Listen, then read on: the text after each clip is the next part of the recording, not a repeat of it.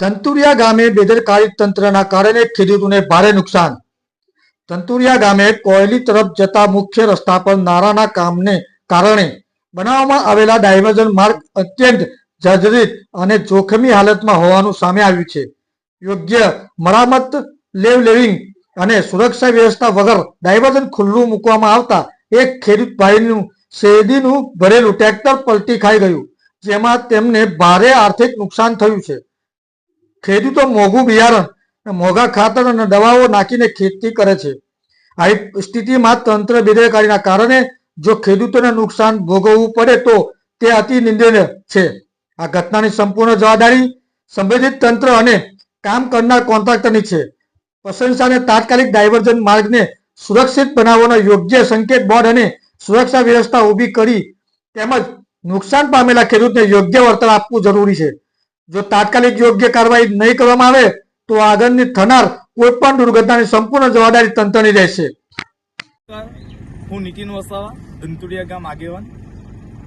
હાલ ધંતુરિયા ગામે કોયલીને જોડતા રસ્તામાં એક રોડ રસ્તાનું કામ, નાળાનું કામ ચાલી રહ્યું હતું. હાલ હમણાં એક ખેડૂત જ્યારે એનું પાક બિયારણ વાવે, એનું મોંઘા ખાતરો નાખે, દવાઓ નાખે અને પછી એનો પાક તૈયાર થાય ત્યારે આ શેરડીના ટેલરો, ટ્રેક્ટરો લઈને જાય છે. ત્યારે આ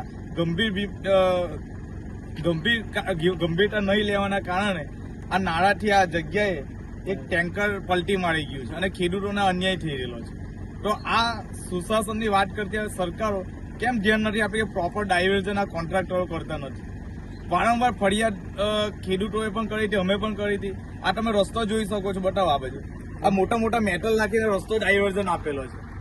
બાજુમાં પેલો જે એ પેલું બતાવ્યું, આ નાળાનું કામ ચાલી રહ્યું છે. આ બધું એમની ગંભીર ભૂલોના કારણે આજે ખેડૂતોને વધારે નુકસાન જાય છે. આજે અમે પીડબ્લ્યુડીમાં પણ ફરિયાદ કરવાના છે. જ્યાં કહેવાનું થાય ત્યાં થશે, પણ આ લોકોની બિલકુલ ગંભીરતા નથી. ખેડૂતોને વારંવાર નુકસાન થાય છે. એમના કોન્ટ્રાક્ટરો, એમના મળતિયાઓ ભ્રષ્ટાચાર કરીને એમના રૂપિયાઓ લઈ લે છે. પણ ખેડૂતોને જે પ્રજા માટે જે ટેક્સ ભરીને પ્રજા કમાય છે અને જે એ કરે છે, એમાં આ લોકો સીધા સરકારને એનો ફાયદો થાય છે અને કોન્ટ્રાક્ટરોને ફાયદો થાય છે. તો આ ખેડૂતોને ન્યાય અપાવવા માટે આજે અમે અહીંયા ઉભા છે. જ્યાં સુધી ન્યાય ના મળે ત્યાં સુધી અહીંયા જ રહીશું. જય હિન્દ, જય ભારત.